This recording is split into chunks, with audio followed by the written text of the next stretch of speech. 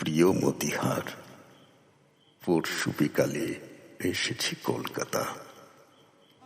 ওপরের ঠিকানায় আছি। ওর আগেই আসবার কথা ছিল, অসুখ বেড়ে ওঠাই আসতে পারিনি। 2-4 দিন এখানেই আছি। মনটা কেবলই পালাই পালাই করছে। কোথায় যাই ঠিক করতে পারছি নে। হঠাৎ কোনোদিন এক জায়গায় চলে যাব, অবশ্য 2-10 দিনের জন্য। যেখানেই যাই আর কেউ না পাক, তুমি খবর পাবে।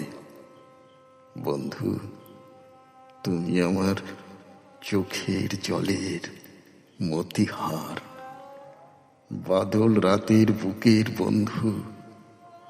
যেদিন এই নিষ্ঠুর পৃথিবীর আর সবাই আমায় ভুলে যাবে, সেদিন অন্তত তোমার বুক বিঁধে উঠবে।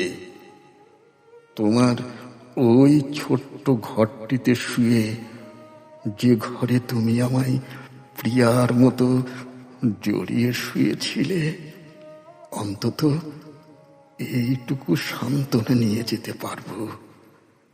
এই কি কম সৌভাগ্য আমার? কেন এই কথা বলছি শুনবে? বন্ধু আমি পেয়েছি, যার সাক্ষাৎ আমি নিজেই গুনতে পারবো না। এরা সবাই আমার হাসির বন্ধু, গানের বন্ধু, ফুলের সওদার খরিদ্দার। এরা অনেকেই আমার আত্মীয় হয়ে উঠেছে, প্রিয় হয়ে ওঠেনি কেউ। আমার জীবনের সবচেয়ে করুণ পাতাটির লিখা তোমার কাছে লিখে গেলাম। আকাশের সবচেয়ে যে দূরের তারাটির দীপ্তি চোখের জল্পনার মতো ঝিলমিল করবে। মনে করো সেই তারাটি আমি। আমার নামেই তার নামকরণ করো। কেমন? মৃত্যু এত করে মনে করছি কেন জানো? ওকে আমাকে আজ সবচেয়ে সুন্দর মনে হচ্ছে বলে।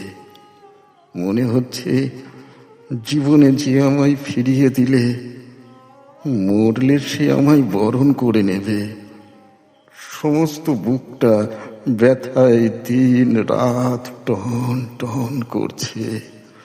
মনে হচ্ছে সমস্ত বুকটা যেন ওইখানে এসে জমাট বেঁধে যাচ্ছে।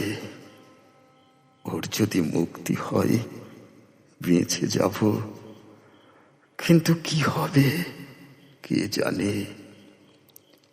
তোমার চিঠি পেয়ে অবধি কেবল ভাবছি আর ভাবছি। কত কথা, কত কি, তার কি কুল কিনারা আছে? ভাবছি আমার ব্যথার রক্তকে রঙিন খেলা বলে উপহাস যে করে, তিনি হয়তো দেবতা। আমার ব্যথার অশ্রুর বহু ঊর্ধ্বে। কিন্তু আমি মাটির নজরুল হলেও সে দেবতার কাছে অশ্রুর অঞ্জলি আর নিয়ে যাব না। ফুল ধুলায় ঝরে পড়ে, পায়ে পিষ্ট হয়, তাই বলে কি ফুল এত অনাদরের?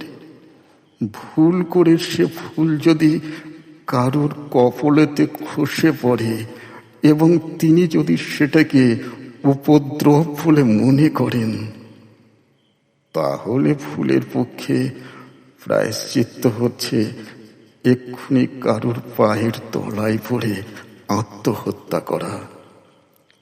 সুন্দরের অবহেলা আমি সইতে পারি না বন্ধু, তাই এত জ্বালা। ভিক্ষে যদি কেউ তোমার কাছে চাইতে আসে অদৃষ্টের বিড়ম্বনায়, তাহলে তাকে ভিক্ষে না দাও, কুকুর লেলিয়ে দিও না। আঘাত করবার একটা সীমা আছে, সেটাকে অতিক্রম করলে আঘাত অসুন্দর হয়ে আসে, আর তখনই তার নাম হয় অবমাননা। ছেলেবেলা থেকেই পথে পথে মানুষ আমি, যে স্নেহে যে প্রেমে বুক ভরে ওঠে কানায় কানায়, তা কখনো কোথাও পাইনি। এবার চিঠির উত্তর দিতে বড্ড দেরি হয়ে গেল। না জানি কত উদ্বিগ্ন হয়েছ। কি করি বন্ধু, শরীরটা এত বেশি বেয়ারা, আর হয়নি কখনো। ওষুধ খেতে প্রবৃত্তি হয় না।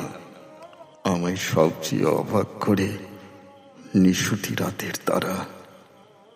তুমি হয়তো অবাক হবে, আমি আকাশের প্রায় সব তারাগুলোকে চিনি।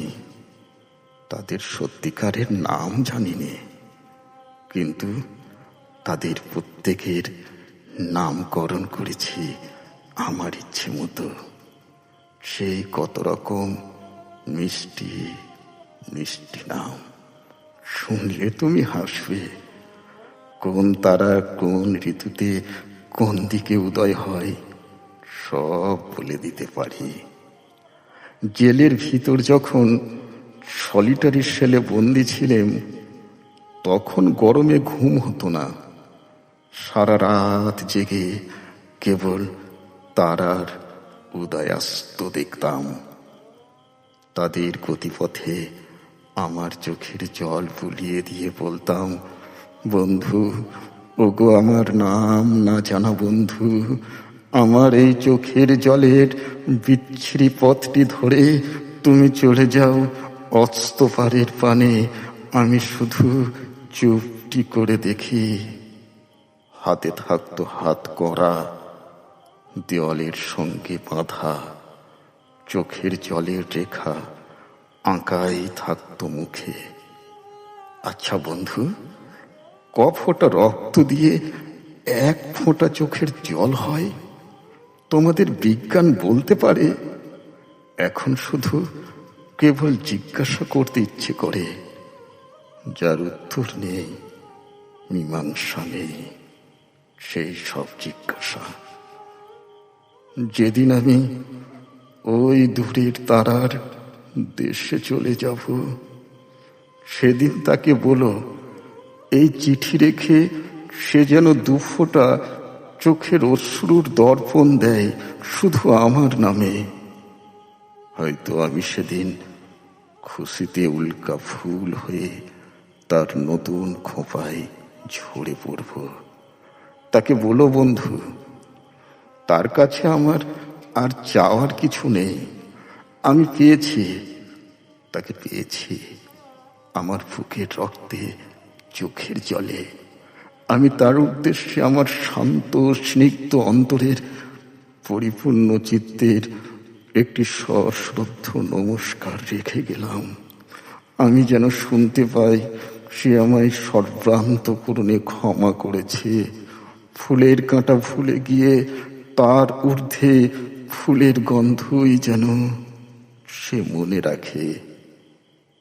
ঘুমিয়ে পড়েছিলাম, স্বপ্ন দেখে জেগে উঠে আবার লিখছে, কিন্তু আর লিখতে পারছি না ভাই। চোখের জল, কলমের কালি দুই শুকিয়ে গেল। তোমরা কেমন আছো জানিও। তার কিছু খবর দাও না কেন? নাকি সে মানা করেছে? ঠিক সময় মতো সে ওষুধ খাইতো? কেবলই কিটসকে স্বপ্ন দেখছি, তার পাশে দাঁড়িয়ে ফেমি ব্রাউন পাথরের মতো। ভালোবাসা নিও। ইতি, তোমার নজরুল।